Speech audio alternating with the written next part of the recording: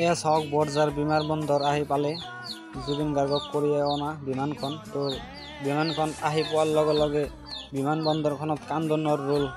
তো সকলোৰে চকু পানী ৰাখিব নোৱাৰিলে। তো চাওক বহুতো মানুহ ইয়াতে আছে, সকলোৱে কান্দোনত ভাঙি পৰিছে। বৰঝাৰ বিমানবন্দৰৰ পৰা চাওক এম্বুলেন্সত উঠোৱাৰ সময়ৰ দৃশ্য এইটো। তো আপোনালোকে চাওক এইটো কফিনৰ ভিতৰতে আছে আমাৰ মৰমৰ জুবিন দা। তো এতিয়া তেওঁক এম্বুলেন্সত উঠাই লৈ কাহিলীপাৰালৈ তেওঁৰ ঘৰলৈ লৈ যোৱা হ'ব। তাতে 1 ঘণ্টামান ৰখাৰ পিছত আৰু সৰু সজাইত এই শ্ৰদ্ধাঞ্জলি অনুষ্ঠানত লৈ যোৱা হ'ব। তো ইয়াৰ পিছত চাওক ৰাইজৰ ভিৰ, সকলো ৰাইজে এৰিবই খোজা নাই মৰমৰ জুবিন দাক কাষৰ পৰা এপলক চাবলৈ। ইমান ভিৰ কৰিছে আৰু কান্দোনত ভাঙি পৰিছে মানুহ।